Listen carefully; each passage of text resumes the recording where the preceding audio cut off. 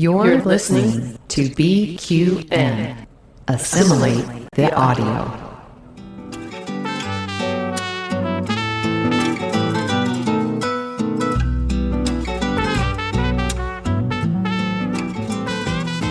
Welcome to Cinema Z, a film discussion and review podcast on BQN. We're here to showcase the films you probably missed, but should definitely check out. From independent and obscure to art house and absurd, each episode will gather, perhaps cocktail in hand, to discuss it all. I'm your host, Laz Marquez, and with me today are Mark White, Matthew Jennings, and guest host, Shalimar Lewis. Hey everyone, how's it going? Yay! Full house. I love it when we have a full house. I'm so excited to be here. I'm happy to have you. What is everybody drinking? I am, oh God, what does the can say? Hold on. Okay. This is a Absolute Mango Mule. Ooh, how is that? It's interesting. It's more mule and Absolute and not as much mango, but it gets the job done. Gingery. It's very gingery. Shalimar? I'm having a bourbon and Coke, and it's pretty good. Ooh, I'm sorry, I knocked the mic, but the bourbon is very smoky, which I don't know if I like that. Somebody gave it to me. Yeah. So it sort of tastes like the air smelled a few weeks ago. Just call the drink Canada Haze. Oh my God. Trademark. And everybody knows I like to do themes for the different episodes. And so I was thinking about Max Shrek when I was like, I'm going to do a martini. But I didn't want just a regular martini because, I don't know, I wanted some flavor. So I made a lemon drop martini. Sue me. Ooh, it looks good. Thanks. It kind of looks like piss, but but it doesn't taste that way. Donald Trump would enjoy it. Oh my God. He'd throw it all over his sheets. Oh, man. Well, Welcome, Shalimar. should we move on to what people are saying about us? What do you think, Mark? Absolutely. This was nice to see. We have a couple of reviews online. I pulled one of them. This is from the Apple Podcasts. And this user, Fish36, says, Mark, Matt, and Laz are funny and have good chemistry and don't just regurgitate the same opinions. It's cool to hear about the background of films, and you can tell they have fun acting out the scenes they pick. Keep up the great work. And that's definitely no relation to me. He's not my cousin, I promise. Thank you. Not Mark's cousin. Thank you very much. We also have a comment from Mel Larson on Twitter. Okay, it took me forever to watch Before Night Falls. I don't know why. Life? ? But I watched it over the weekend and I'll listen today.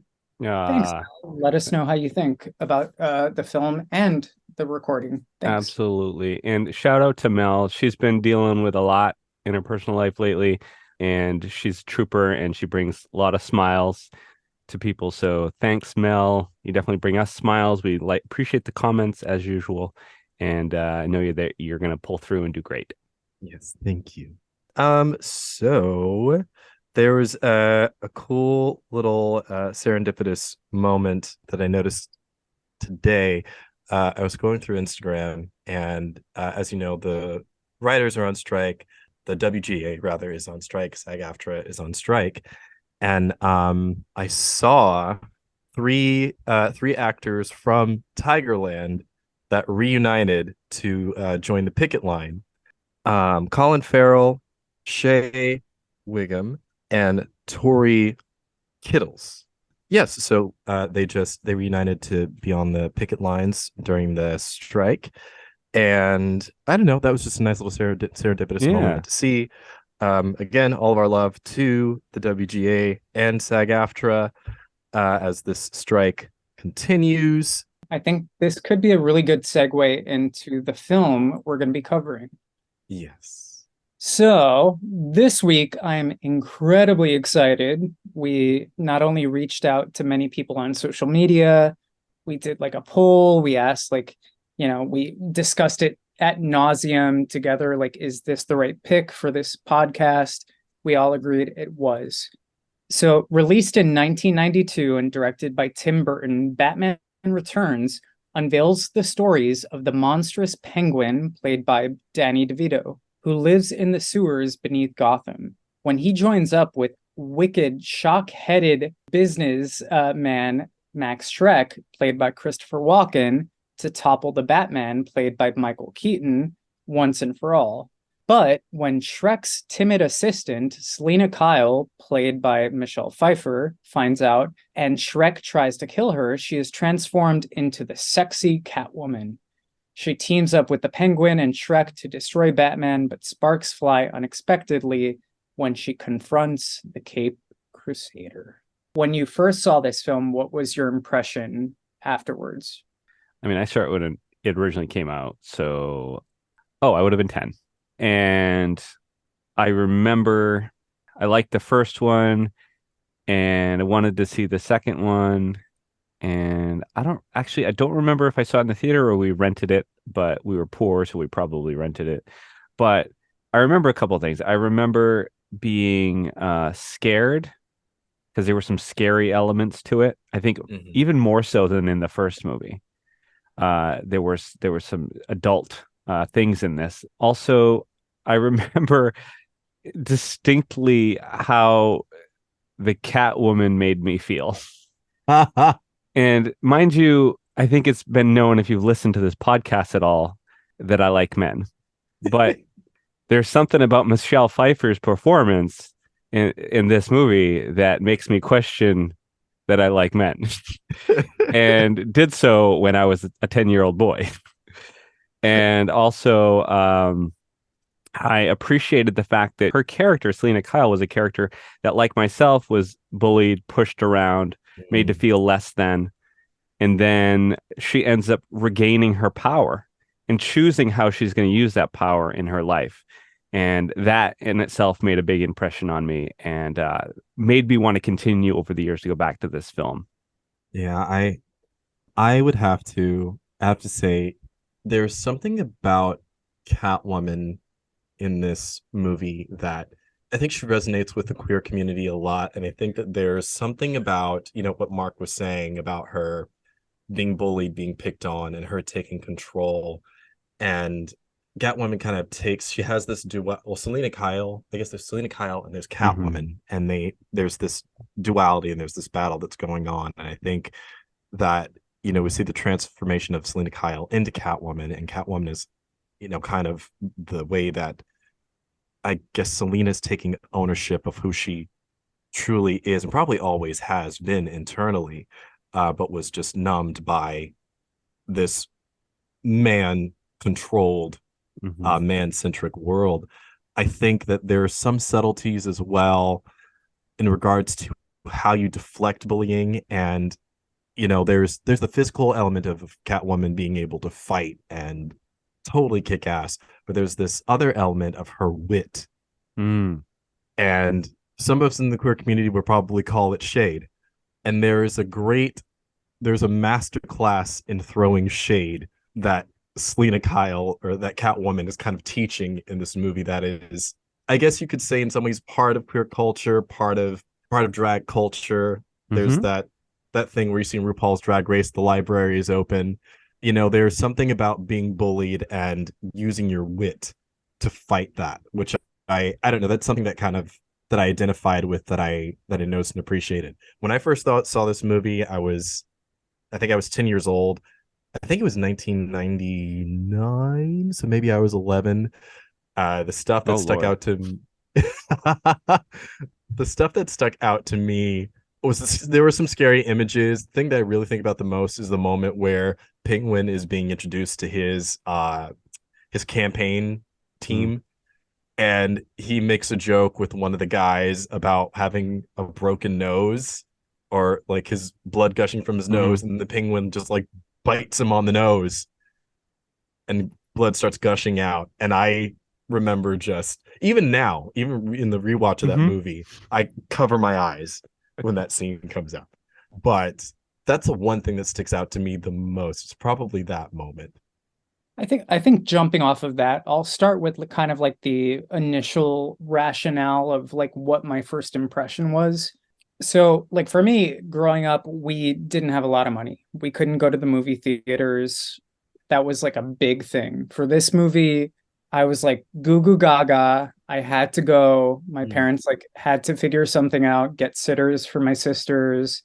And we went, and I don't know if it was because of the time period, which was, 1992, like it was a local New Jersey theater, but it felt like such a spectacle that it made me like fall in love with film and what it means to go to film with like family and whatnot. Like it was such like an eye-opening experience about what it feels like to be a kid experiencing something for the first time. So that stuck with me. It's like carried me in a lot of different avenues in my creative life, that kind of feeling and chasing it. But something I also wanted to comment on that Matt, you mentioned, it's interesting, like, because we do get a lot of conversation about Catwoman as a queer icon. Yeah. And a lot less talk necessarily about her being like a female icon as a whole. Right. Because you're right. She has like, she can spill the tea. She can like, she can be like all of these things that I think as gay men, we want to embody as well sometimes. Yeah. But I always looked at her as like a woman, not that she was bullied, but like the world had this idea of her. She kept with that. You could see she was sassy even before like she turned into Catwoman. Yeah.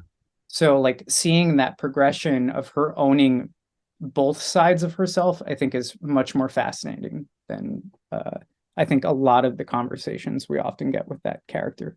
Yeah, definitely from a little girl's perspective, I think my reaction to seeing Catwoman on screen was not only is there somebody opposite Batman that could stand up to Batman, but she's owning herself from every angle, not only her femininity and sexuality, but her power and physicality and her kind of like batshit craziness. Like she's really obviously very emotional, extremes and everything. And I feel like when Max throws her out that window, it's like she cracked, and what came out of that shell was her fully formed self.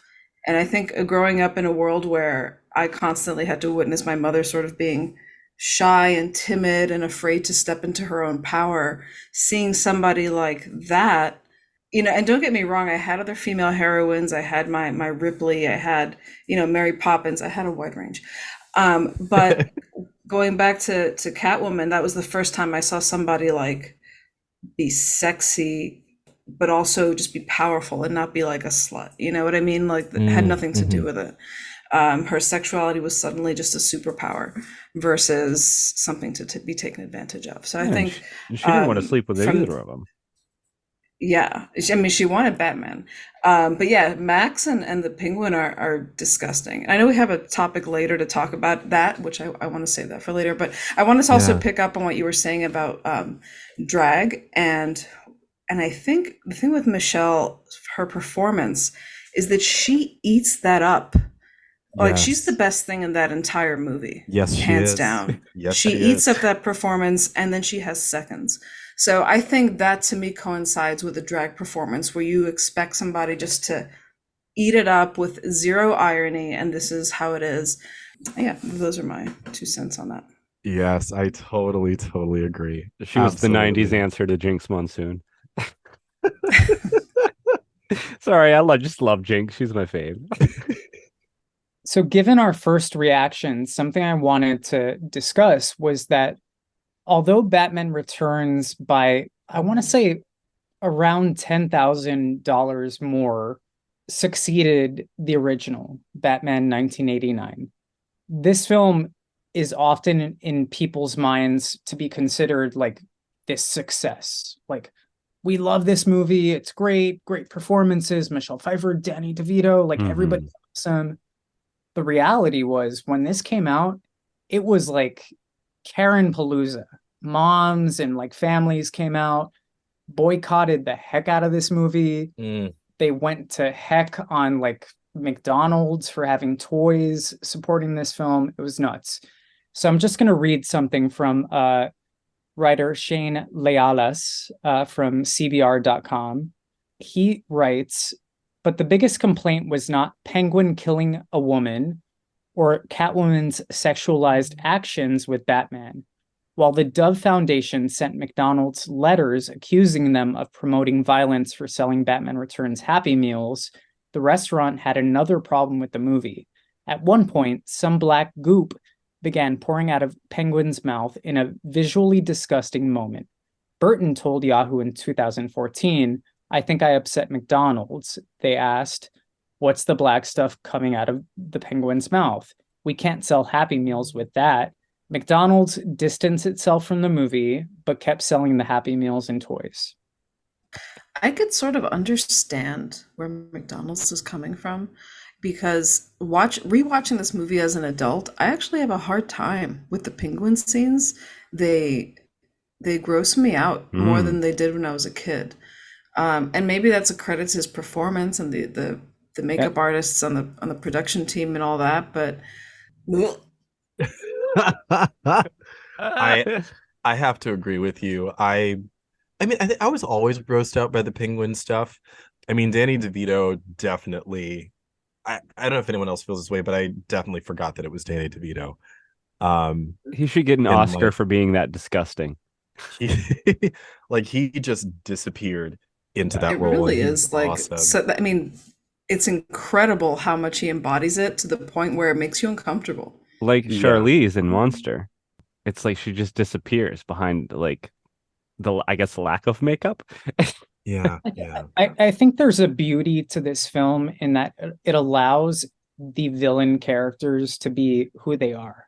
Like, it doesn't try and force them into like what viewers want, because I see that a lot of days now. You like pick up a new TV show or like you watch a new proposed franchise, and you're supposed to understand everything about these characters. They're supposed to be like perfect, so we like anticipate where they might go.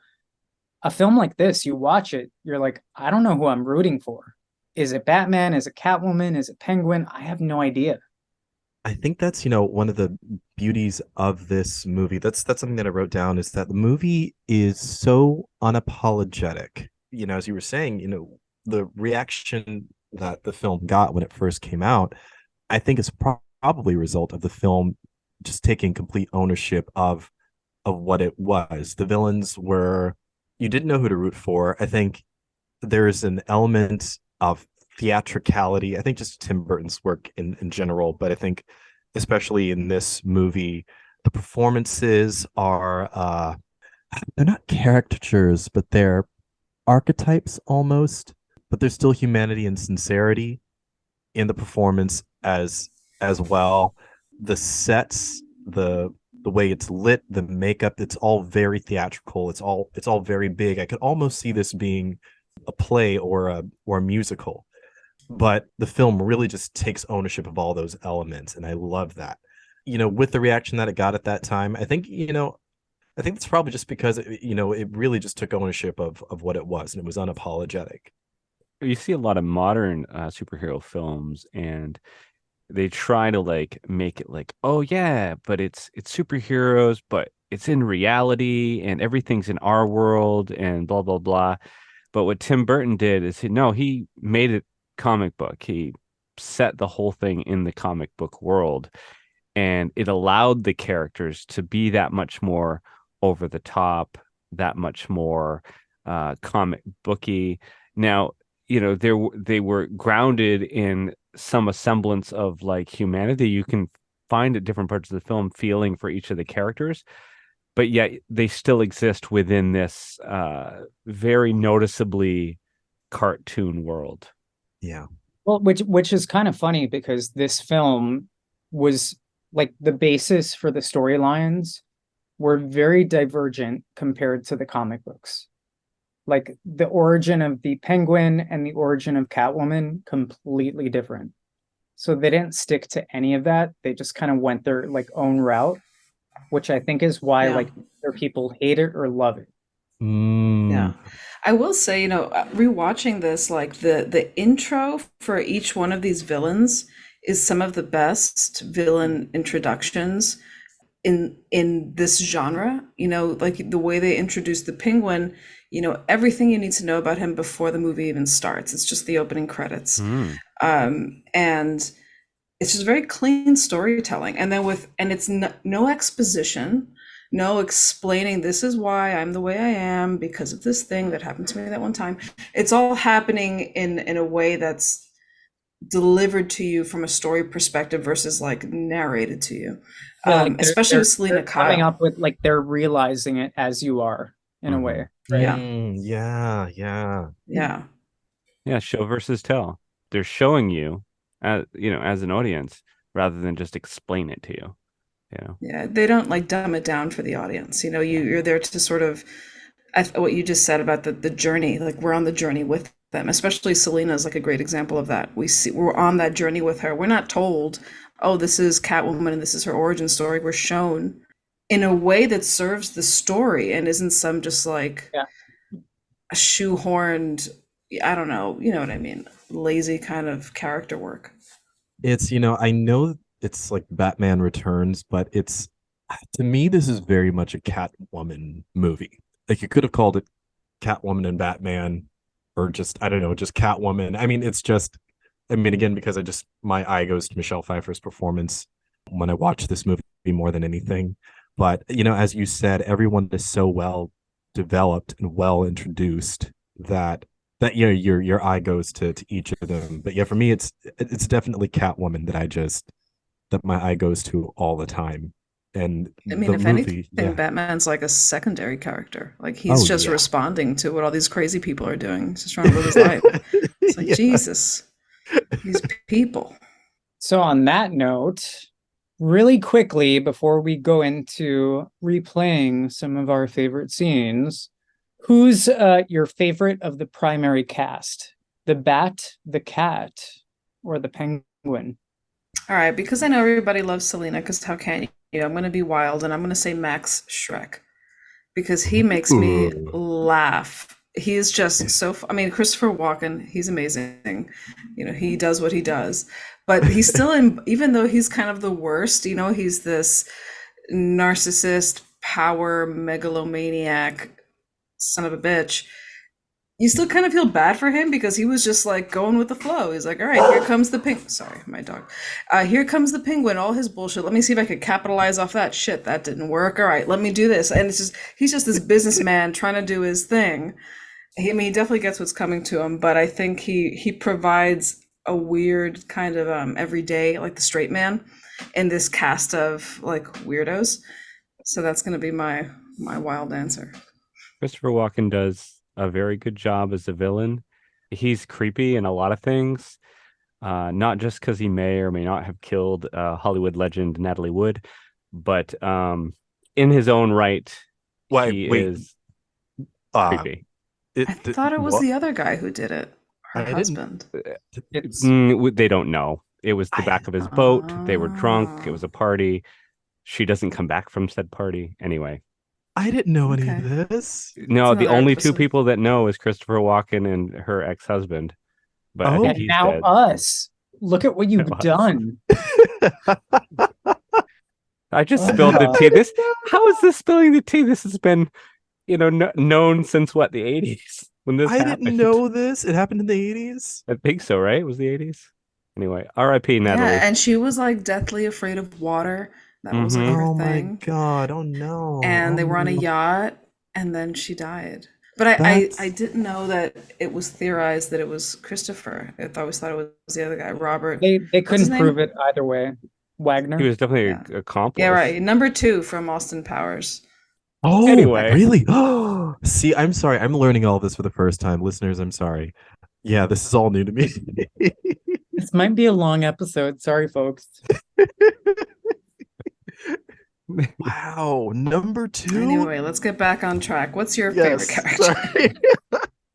Sorry, guys. I just had to interject that little bit of trivia. We were talking about Chris Walken, who like I said, I believe that he's creepy, and not just because he might have murdered a human. Anyway, may or may not. It hasn't been proven. We have no idea. So for me, and I thought it was going to be across the board, Michelle Pfeiffer Catwoman. So I'm glad that somebody else is getting a shout out. But I got to go with Michelle Pfeiffer. Come on. For so many reasons that we'll get into through the whole length of this episode. There we go. I'm going to be contrary as well and say I think the Bat does it for me this time. I think him being a supporting character adds a lot more value to the storytelling that was involved in this film. You know, we all kind of knew with like at least DC stuff. I'm a big comic book nerd. I read comic books growing up. Like Batman, his villain like gallery is amazing. Like utilized that properly. Tim Burton did that. I think it worked. I also think Michael Keaton acted his like booty off with this role, and I think he and Michelle Pfeiffer had incredible chemistry. I don't know how that happened, but they did. God, they were sexy, way more weren't than they? Kim Basinger. Oh, Even though I love that first one, don't get me wrong, but Yeah. in terms of chemistry, it's definitely him and Pfeiffer. God, that was hot. They're just so hot together. I miss 90s hot. I feel like 90s hot was a different genre of beauty that was a little bit more accessible. Let's bring that back. You don't want to look like a Kardashian? I do. Just kidding. I love yogurt and pooping. Anyway. I can't. I just sorry. So I feel so many things. I just now that we've accidentally had Matt warm up, I guess we should put his acting skills to good test. So we're going to kick into one of our segments that a lot of you enjoy. It is us recreating our favorite scenes from Batman Returns. So we're gonna go through scene 1. Okay, so I guess I'm gonna be Bruce Wayne. Shalimar will be Alfred, and who's going to be Selina? Matt. I will be Selina. You better do her proud. Oh, come on, don't put me in that position. I can't outdo Miss Pfeiffer. Yes, you can. She's in us all. Find your inner Pfeiffer. Find your inner Pfeiffer. Find the Fife. Find the Fife. Put that on the t-shirt. Action. Here's what I want you to do. Tell Miss Kyle in there. Tell her I had to go out of town. A big business deal came up, or some no, you know what? Tell her, not in some dumb be my girlfriend kind of way. I will relay the message. Great. Miss Kyle? Alfred, hi. Mr. Wayne told me to tell you. Mr. Wayne. Oh, Bruce. Yes. Would you tell him for me that I'm going through a lot of changes, and no, just that's not a rejection. My abruptly leaving. In fact, he makes me feel the way I hope I really am. No, could you just make up a sonnet or a dirty limerick? One has just sprung to mind. Thanks. Cut. Oh my God, you guys. That was great. Laz again at the top as Bruce. You prepped for that one. Did you prep for that one? Okay. Well, that was good. It's a lifetime of prepping. That's a lifetime of watching this movie. It's the inner watching this fight. movie at least 4 times a year. Tell me no, Laz. At the very least. I don't rewatch anything, I swear. Laz. I've only seen Batman Returns maybe twice already this year, and maybe Aliens twice as well. Oops. Okay, so scene 2. Now it's a Batman Catwoman scene. So I think I'm going to cast Mark as Catwoman, because you have your other scene coming up, and then I will do Matt as Batman. I'm the Bat. Okay. So this is when they are fighting on the rooftop, right, or something. Yep. Action. You're catnip to a girl like me, handsome, dazed, and to die for. Mistletoe can be deadly if you eat it. But a kiss can be even deadlier if you mean it. You're the second man who's killed me this week, but I've got 7 lives left. Tried to save you. Seems like every woman you try to save ends up dead or deeply resentful. Maybe you should retire. Cut. Beautiful We're work, so stupid. Oh, shit. Oh, we're so stupid. Love it. Okay, so scene 3. This is the party scene. So I'm gonna give myself a turn to be Selena, and Matt, you're gonna be Bruce. Okay. Action. Sorry about yesterday. Some big deal came together. No, fell through. And It's okay. I had to go home and feed my cat. no hard feelings? Actually, semi-hard, I'd say. There's a big, comfy California king over in bedding. What say we? You mean take off our costumes? Guess I'm sick of wearing masks. I'm here. So why'd you come tonight? You first. See you. That's lovely. And I really wish I could say the same, but it came from Max. You mean you and Max. No, this and Max. Now, don't give me a killing Max won't solve anything speech, because it will. Aren't you tired of this sanctimonious robber baron always coming out on top when he should be 6 feet under? Jesus, Selena, you're not the judge or the jury. I mean, just who do you think you are? I don't know anymore, Bruce. A kiss under the mistletoe. Mistletoe can be deadly if you eat it. But a kiss can be even deadlier if you mean it. Does this mean we have to start fighting now? Cut. Oh my goodness. Oh, Good that was drama. delicious. I love that scene so much. That's a whole movie. That one scene between the two of them, that could have been a whole, like, that's the sequel right there. Is just One of my favorite scenes on film. And it's just, the genuine hurt and disappointment, I think, with Selena Kyle, where she's like, oh crap, this isn't gonna work. I just okay. It definitely threw a wrench into the works, but I think it was like a chink in her armor where she ended up getting back a little bit more of her humanity, which prepared the setup for the final scene. Yeah. It's just really good writing. Very brief. Yeah. But it says so much. Like there's so much subtext. And to your point, it leaves it up, I think, to the audience to decide, like, what would I do, or like, how would I approach this? Because they never definitively say how, like, Catwoman feels about the things that end up happening. I think you see them, like you were saying, Shalimar, earlier, like almost in real time with these characters, that you're left with a sense of like, what were they doing it for? And like, did they succeed? Will they be happy? Will they not? Yeah.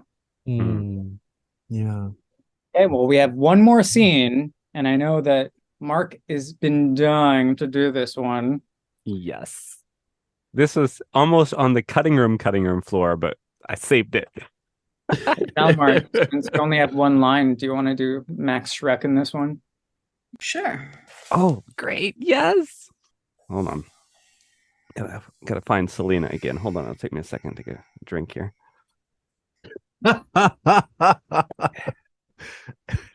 That is how we find the inner Fife. Yes. All right. Action. You killed me. The Penguin killed me. Batman killed me. 3 lives down. You got enough there to finish me off? One way to find out. 4, 5. Still alive. Bang. 6, 7. All good girls go to heaven. 2 lives left. I think I'll save one for next Christmas. But in the meantime, how about a kiss? Santa Claus.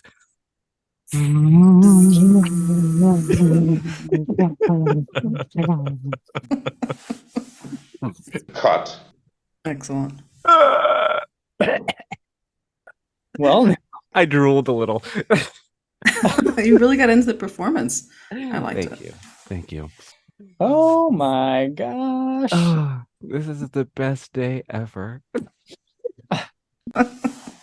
Thanks, Les. You're very welcome. I'm so happy I could provide you with this. So on to our next topic, rewrites. If you could change something in this film, what would it be and how? I'll hop on in. I think what I wanted to see more of in this movie was more of the penguin's relationship with the other penguins. I mean, they're kind of always in the backdrop, obviously, because, you know, penguin, I get it.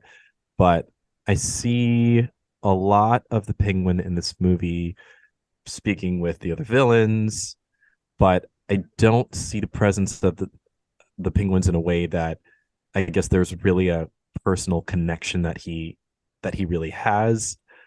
I think it would be nice to see, since this movie I think is so much also about kind of mirroring these characters with each other. Like, all of these characters have their dual personalities going on. It would be nice to see, for example, I don't know, like a penguin version of Alfred that penguin has, like that he's, I mean, as ridiculous as that sounds, but, you know, just just someone. But, you know, wasn't he using the penguins at one point as like little suicide bombers? So I think it's a complex relationship that they have. You're absolutely right. You are absolutely right. It is, and then at the end they kind of walk him into the water when he's dead. He's so gross, man. That bodysuit is something else. He's just so like wide and thin at the same time. It's no offense to the viewers, but it's well known here that we have issues with birds in film. So like, just it's just the way they made the bodysuit. It kind of reminds me of Dune a little bit. Like, it's not so much the size, but the texture and the black sweat. It's incredible art direction. I mean, it just, you know, if I'm gonna sort of jump in just because I'm talking, but if I were to change anything about the movie, I wouldn't necessarily say it's gonna make it a better movie. It might make it worse, but I would kind of maybe edit a little bit of the penguin out. I think they would get a little too much penguin. I would want to trade him for more Selena, and see more of her development and her shenanigans and what she's up to, because he's got this grand multi-tiered plan of taking over Gotham and killing all the firstborn. And she's like, I just want to kill Max because he threw me out the window and all you motherfuckers are getting in my way. I just want to see more of that. Selfishly. I would be down for that. Also, are you saying that Penguin is a Harkonnen? I don't know. What's a Harkonnen? Oh. From Dune. Oh yeah. Oh, a Harkonnen. You know Harkonnen. what? It just, you read these words and you pronounce them in any way. Yes, kind of. He kind of reminds me of the main gross guy who was played by Skarsgård in the second in the remake. Yeah. In the original '80s movie, it's even worse. Like, it has boils and pus. Oh, yeah. It was nasty. It was nasty. Bad. It's really grotesque. Sting was very sexy in that movie, I do have to say. He had funny underwear, from what I remember. It was a Speedo.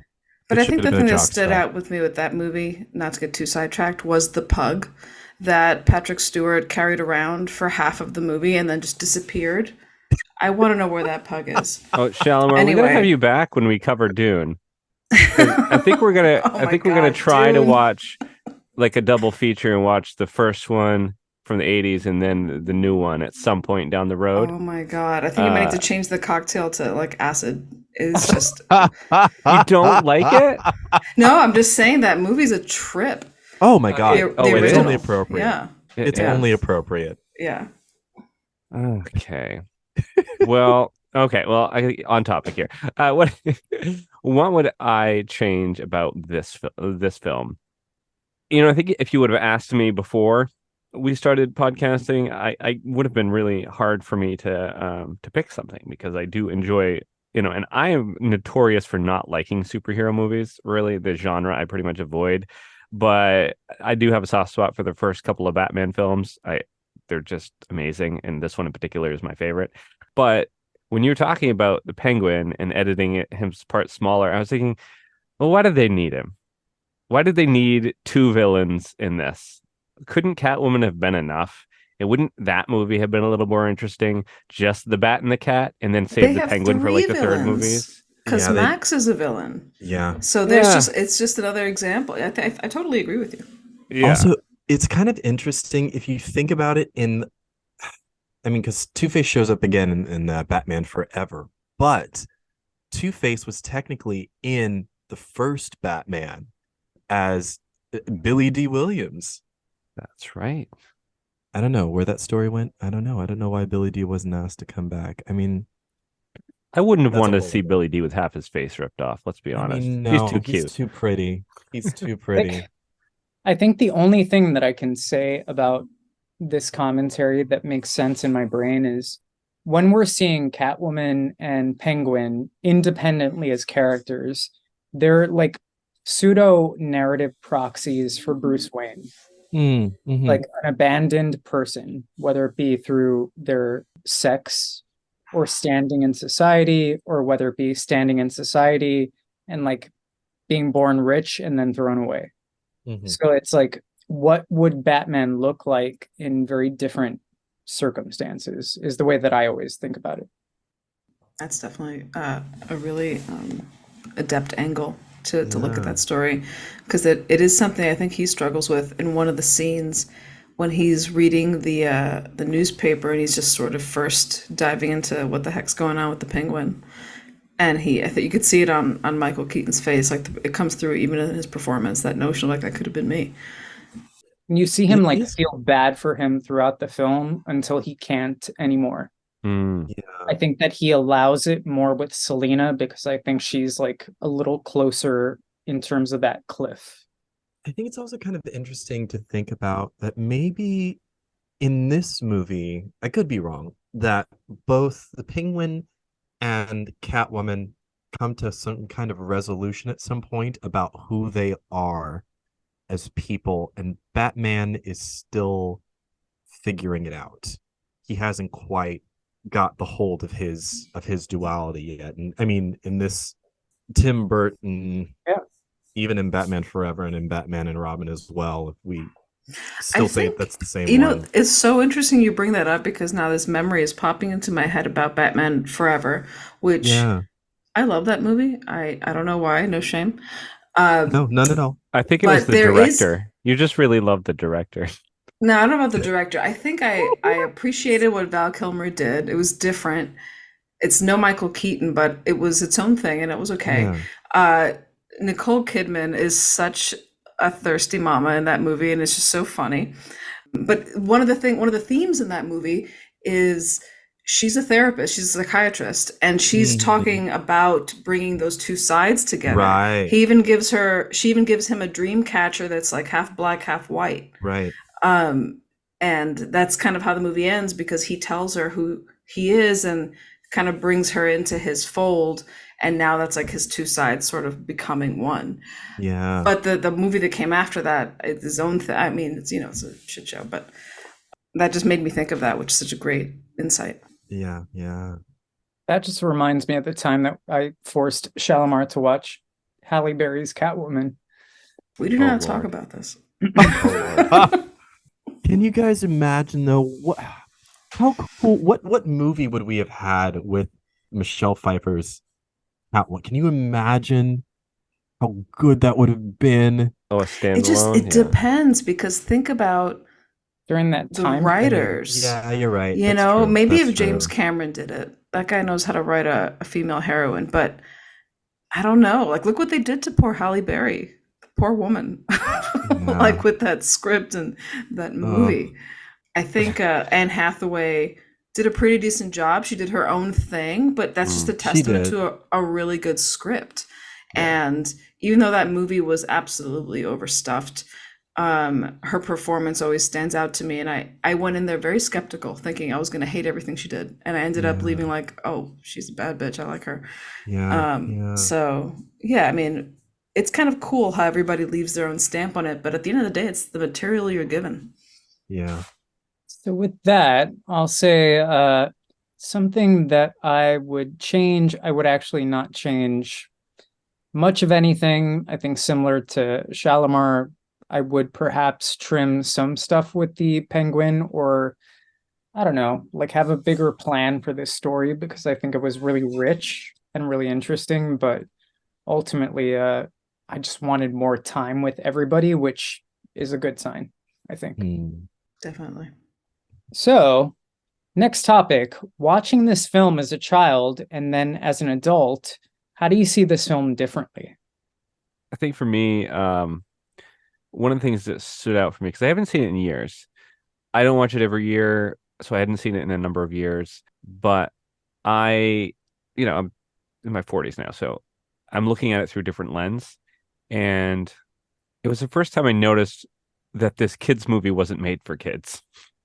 When I was a kid, you see the clowns attacking people and the cartoonish villains and whatnot, and you're like, oh, I'm gonna eat my popcorn and just enjoy this, Tim Burton movie. But as an adult, I was like, wow, like this isn't really at all for kids. It would be a lot to show a young person. This is not to detract from the film. Obviously, I love it. But when I was younger, I guess I didn't get how much maybe, I guess, subversive, adult themed, gross at some points, like you said, with Danny DeVito's Penguin. Yeah, there's a lot there that might not be suitable for younger audiences with Happy Meal toys. But as an adult, I ate it all up and I want more, and I'll probably watch it again this year because it's fantastic.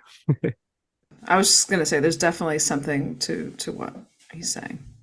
I think for me, I pay attention to, I'm going to keep talking about Selena Kyle, but I pay attention to Selena Kyle's story a lot. And just, I guess for that time, for 92, even though, there are still so many things that I guess could have been done better in terms of writing a female character, but I do appreciate that there is commentary at that time about this being a man-run world and what Selena has to put up with.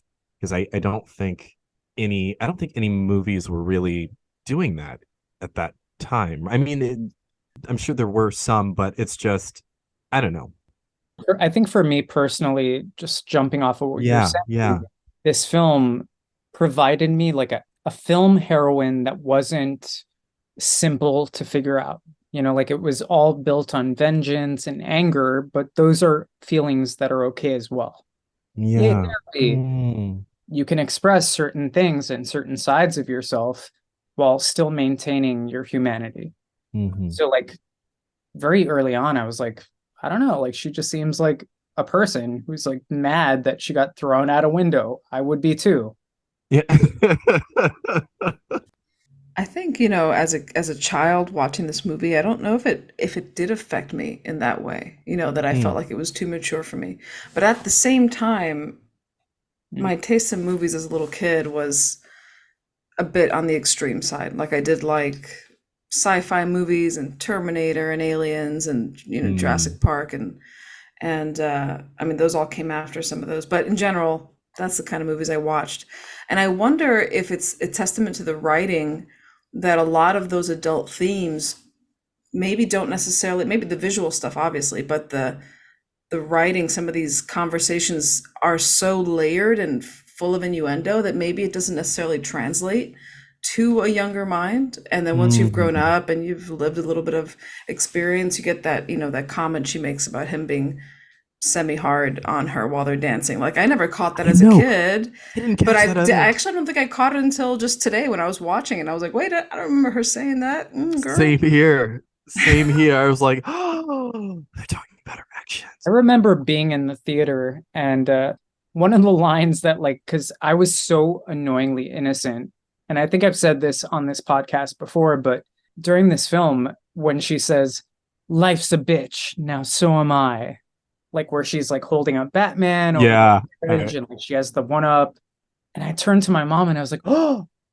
I wouldn't said a bad word." She was like, "Yeah, but she's right." Oh my god. Yeah, Laz's I mom. love So that. true. Nice. I'm also trying to imagine a baby Laz just going, oh.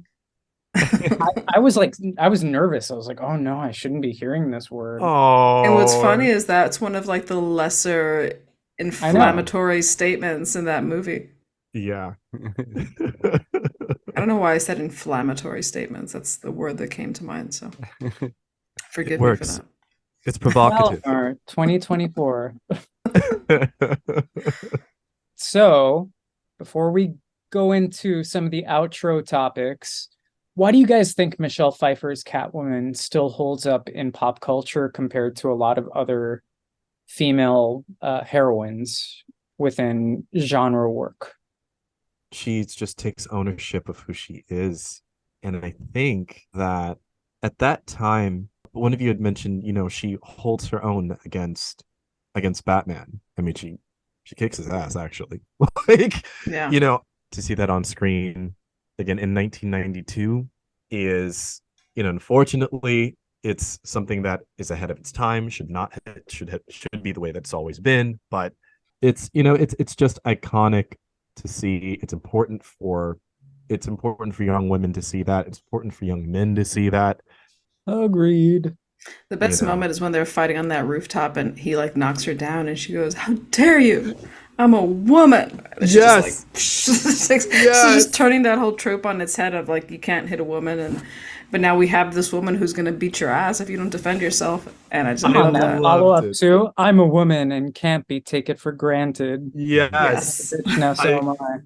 I loved it, and I loved the choice and performance that Michelle Pfeiffer made just to really punch that line up and hit that.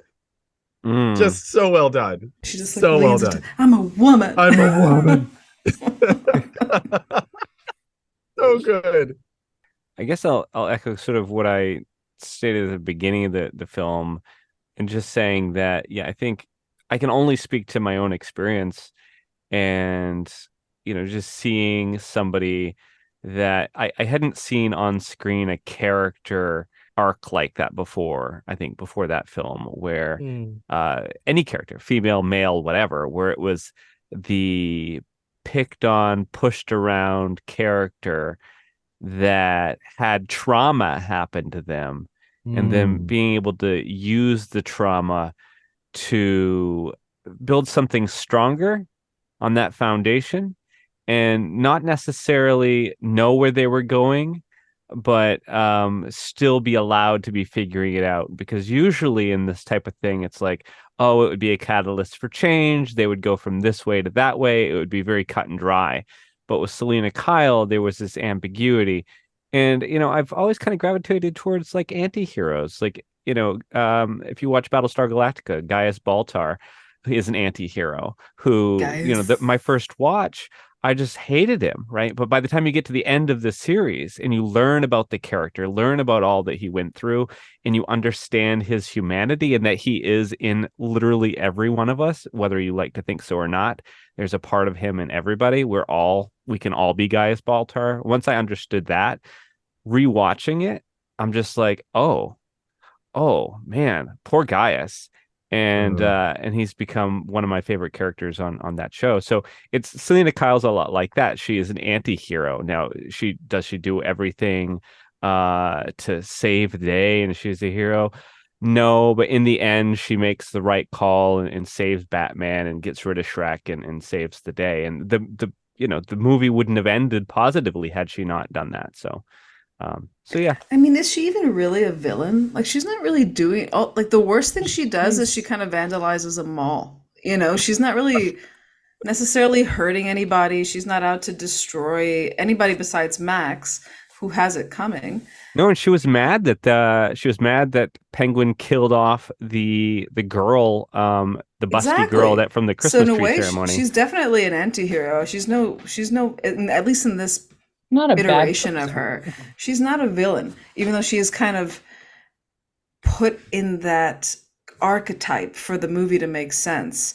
I think Yeah. she's gone like apathetic to Yeah. like things around her. She's kind of like, no one cared about me. Why should I care now? Yeah. And I just, as I get older, I am trying to be better and maintain my, I'm trying to stay objective and continue to look at things at both sides. I will be honest and say that with my inner Fife, there is that part of me that when I look at Selena Kyle and I watch her and she wants to do in Max, I'm like, yeah, please go handle business, get it done. Like, I'm not supporting that at all. I want to make that very clear to my viewers. Please support life and value life. But in the movies, you could support murder because it's a movie. Thank you for that. Thank you for validating me. I feel better. Thank you. Yeah, I mean, listen, in the last scene when it's like the big standoff and Batman's like, "Oh, just take him to the police." That never would have worked. He's a billionaire. Just pay everybody off and get off scot-free. She knew the only way to stop him from all his nefarious doings was to take him out. He had to get got, and she got him. She got him good. I think she just holds up one of the reasons from a cinematic like filmmaking perspective is just her story is so cleanly told. You see her as this lowly secretary that's being mistreated. And then you see her come home and she's having this whole monologue with her cats and with herself and with her answering machine, where her date stands her up, where her mother's a pain in the ass, where she's being sold, fish oil to be more attractive to men. And she's just like, oh, fuck this shit. And then she realizes, oh, I got to go back to work. I messed something up. And in that moment, that scene right up until she leaves her apartment again, that right there told us everything we needed to know. And then when she comes back to the apartment, since it happens so fast, we get this really great contrast of the two different versions of her when she just starts smashing things and shoving all the toys down the garbage disposal and making her, her new skin. It's really just great, clean storytelling, and it's hard to forget something like that. And I think that's one of the reasons why, on top of everything else, that she just resonates, through all these decades. Yeah, that whole scene is a transformation. You're just watching a transformation happen before your eyes. I mean, maybe that's something to be said also, going back to why it resonates with the queer community, is this concept of transforming from this person that society wants you to be into who you actually are. So I think that could be maybe the linchpin there. Yeah. Now, when she smashes the hello there sign and it just says hell here. Hell here. So good. Oh my God. That's a cinematic masterpiece. That shot when it pans out of the window and you see that sign right next to me. Oh, it's hot. That's a hot scene. I love it. But again, there is something to be said about, for that time period specifically, and how women were being written and like portrayed. This character is very unseen. Like I don't think I've seen a portrayal of a single, let's say, quote unquote, supporting character, even though she's like pretty much the lead. Yeah. Like there's not another example I can think of outside of maybe a select few that are able to make that impact in a short runtime. Like leave people that satisfied without a clean cut story. Because like the story itself is simple, but the emotions are so complex. It's like anybody could like apply that to anything and like be like, I'm Catwoman today. That's it. Yes. So I'm kind of thinking we should skip standouts, because I think we already know what that might be, unless anybody has something outside of Michelle Pfeiffer. Quick shout out to Danny DeVito, who did kill it. And I wish that he didn't have to appear on screen with Michelle Pfeiffer's Catwoman because she just stole it away from him. But Danny DeVito in his own right did great. Yes, he just should have had his own standalone movie. I second that. And I want to give a shout out to Alfred for anytime he's on screen. I just feel so comforted and warm compared to any other Alfred that's ever been. He's just he's my Alfred. It's like having a cup of tea on like your screen. Yeah. Yeah, I agree. Oh, Alfred. I didn't know the backstory of Alfred in comic book world. I didn't realize that he was. I mean, Laz, you're going to be able to flesh out that answer more than I'm able to. But he actually did he serve in the military? Like, what was his backstory? Matt, I wish I could tell you in a very clean-cut way. The comic books nowadays, like every 6 months, it's a new Right, number it's a new one. The storylines completely change. Alfred was something to me maybe like 10 years ago. I have no idea now. He could be president. Who knows?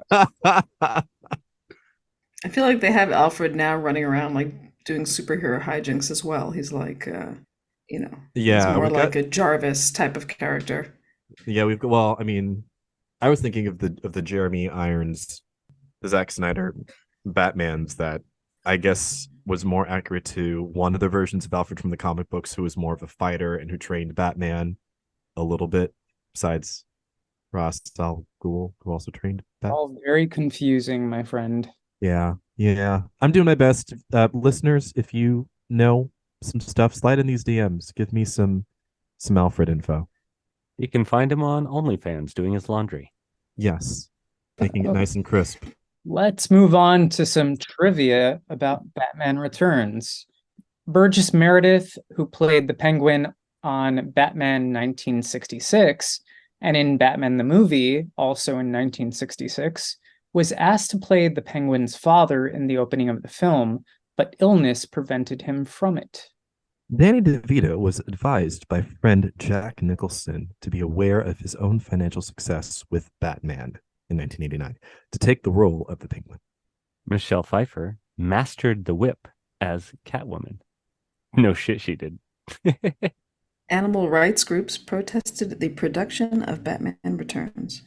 Michelle Pfeiffer initially lost her part to Annette Bening. Oh, that would have been awful. Oh man. Wait, I love Annette Bening, but Would have been no. very different. Wait, Annette Bening. Who? Annette? From American Beauty. She played the mom. Oh, interesting. I could have. Okay, I can kind of maybe see some of the choices that would have been made with Annette Bening. Didn't oh, what is her name? She was in Dune, 80s Dune movie.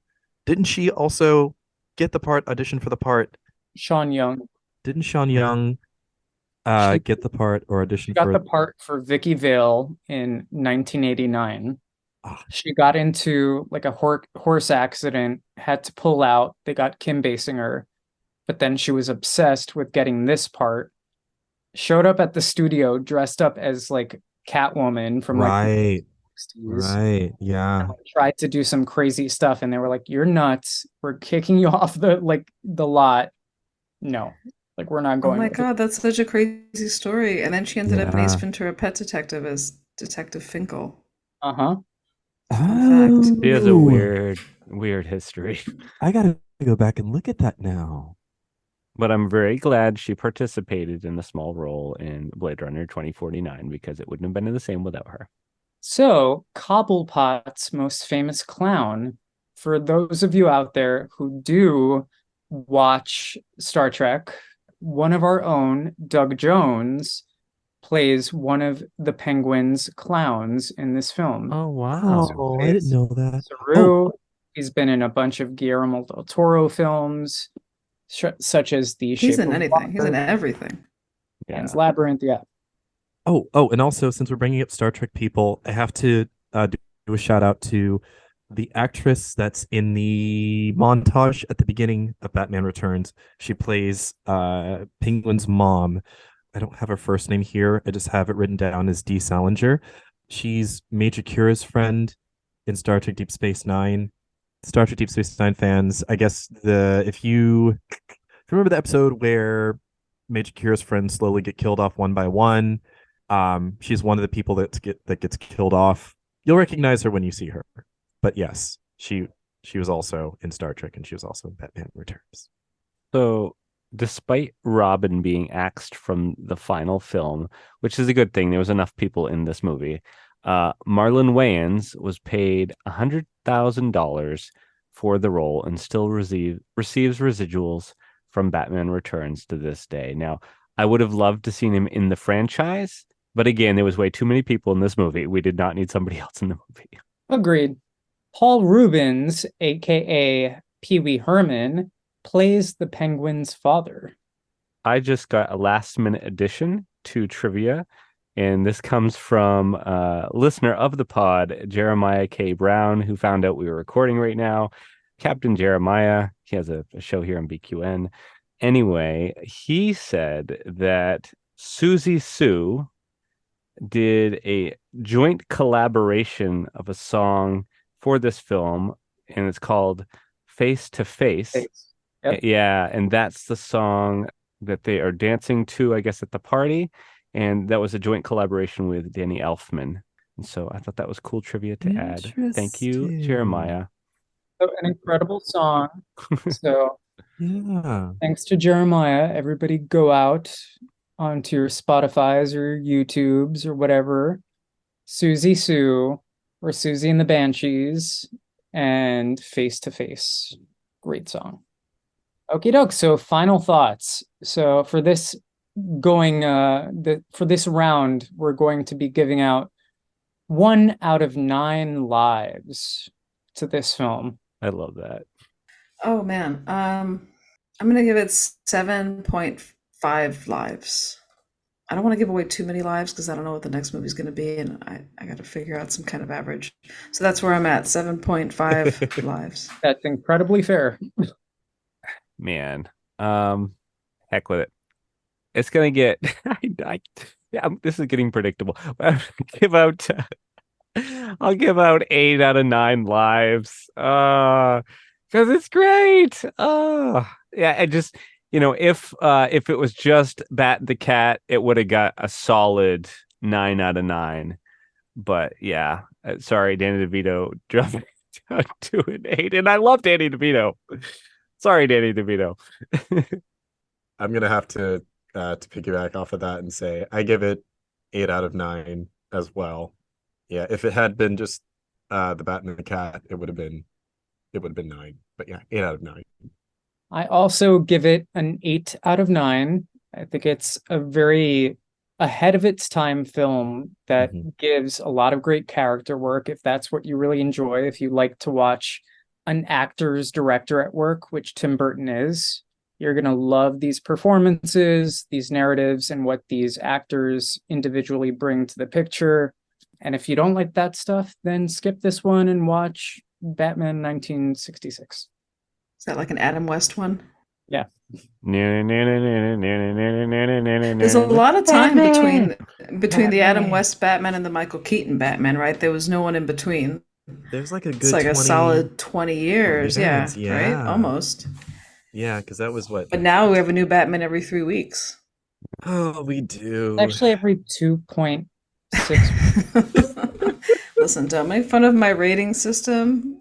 I'm just there saying. Are certain scenes, I think, like with the car chase and the Penguin doing his things that I felt like were just too much on this particular viewing that I had an hour and a half ago. Listen, I agree with you. I don't know how to drive. I would drive that duck. I feel like that shout could out to the duck. Fun. Like that would be great. We did get Michael Keaton back as Batman for a cute little minute in the Flash film. First time since this film. Yep. Yeah. I like what he did with it. I think he was probably the highlight of that whole excuse for a movie. It probably wasn't Ezra Miller. The silence. I actually enjoyed the film. I am okay with this. What shows are on BQN, you ask? Well, here's a rundown of some podcasts you might be interested in. All Good Things, a Star Trek Universe podcast covering all of Trek, hosted by Amy, Mark, Christos, and Kelvin. Bargain Bin Gamer, a YouTube show hosted by Davey, a self-proclaimed gamer who specializes in reviewing and showcasing affordable video games. If you're lost in the Delta Quadrant, check out The Captain's Couch, a Star Trek Voyager podcast hosted by Jeremiah sitting on Janeway's Ready Room couch.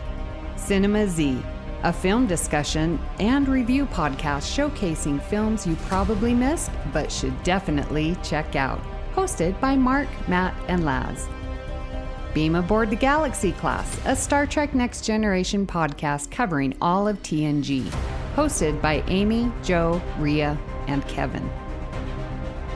History with the Szilagys, a snippet of historical events from around the world, hosted by Chrissy and Jason. For the newest Trek coverage, check out Infinite Diversity, hosted by Chrissy and Thad. Test your Trek knowledge with Treksperts Quiz, a Star Trek quiz show hosted and written by Davey. Union Federation, covering all things Star Trek and the Orville, which we all know is really a Star Trek show, hosted by Kyle, Kevin, Amy, and Haley. Spill the Tea with What's the Tea, Bev? A Trek current events and fan interview show hosted by Christos. And for our Patreon members, we have The Hive Mind, BQN's monthly roundtable discussion with hosts and listeners. It's Green, a cornucopia of topics hosted by Mark, and Amy's Math Moments, a quick look at math moments in Star Trek, hosted by Amy. We know you have a choice of podcasts to choose from, and we thank you for listening to BQN. Assimilate the audio. What are we going to be talking about next week? Next week, we are going to be watching As I Scroll for the synopsis, because I'm taking time. I didn't know, and I'm bad at improv, so I can't think of a synopsis. We are going to be watching Hello, My Name is Doris. This film came out in 2015. It is an American coming-of-age romantic comedy drama film directed by Michael Showalter. It is a screenplay written by Laura Russo and Michael Showalter. It's about a woman in her 60s who tries to act on her attraction to a younger coworker. It stars Sally Field in the title role. A little extra tidbit. I think the movie, along with that synopsis, is also going along with the Catwoman storyline of her coming into her own and taking ownership of herself. There's a similar journey here that's taken as well in Hello, My Name is Doris, in a very beautiful and different way. But that's and it's Sally Field. We like her. We really like her. Had to throw that in there. The whole time? The whole time? The whole time. The whole time? Oh, that's my favorite. Yes. Well, we would love to hear what you thought of today's episode and hope you'll join our Facebook group, the BQN Collective, to continue the discussion there. You can also tweet your thoughts at CinemaZPod and let us know if you'd like to recommend a film. Please follow the network on Twitter and Instagram at BQN Podcasts. So, Shalimar, where can people find you when you're not decapitating stuffed animals in your sink? Oh, well, you could find me on Instagram at Shalimar Lewis or on my website at shalimarlewis.com, where I do art and design stuff and occasionally share a meme or two. And Mark, where can people find you when you're not electrocuting every man you make out with? Oh, the sparks fly with my kisses, I'm telling you.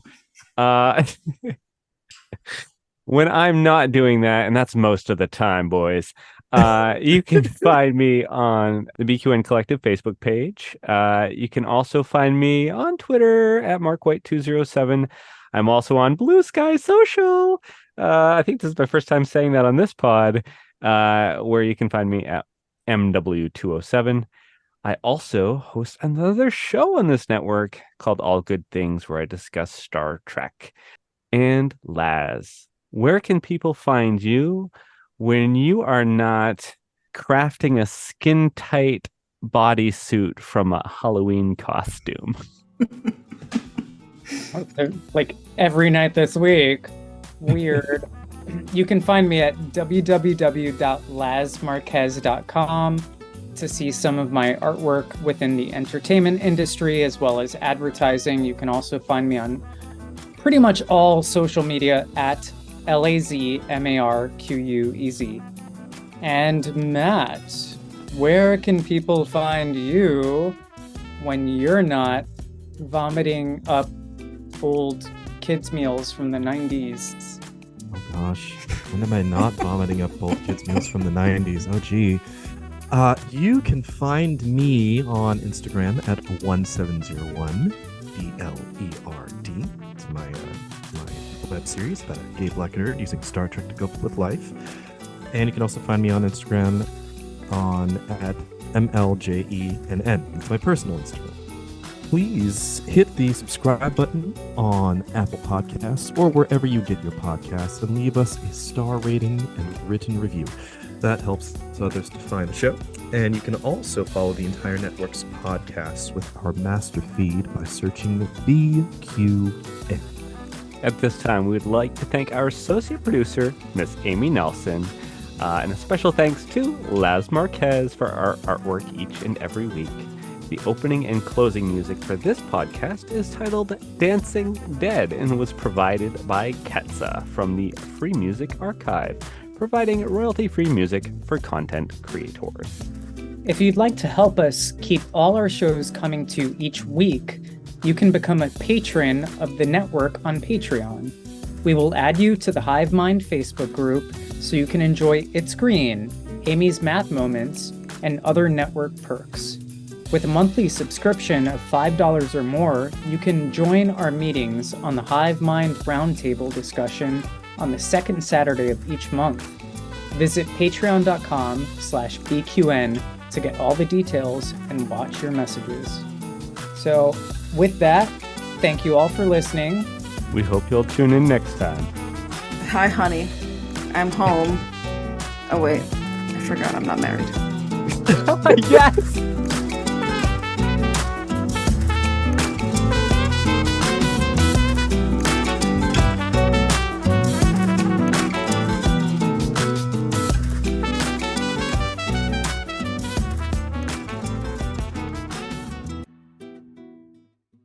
I love piss. No. Oh, Lord. Look, We love feet here. I don't want to. No, we laugh. We love feet. Do not want to kink shame, but if that is what you like, then that is what you fair. like. I'm We're not here to shamey kink either. shame. You're And not it's here to kink. been 40 seconds into the podcast. We're not kink shaming. Thanks, guys. This is only my best friend of like a bazillion years. She's amazing. We love her. Ease her into this whole podcasting thing. I swear it'll go. I definitely have a tendency to say very strange random things too. So I'm not Yes. I'm not offended in any way. You're right at home. Welcome home. Welcome home. Well, goodbye, everybody. Goodbye, Pee-wee. Hey, somebody open the door.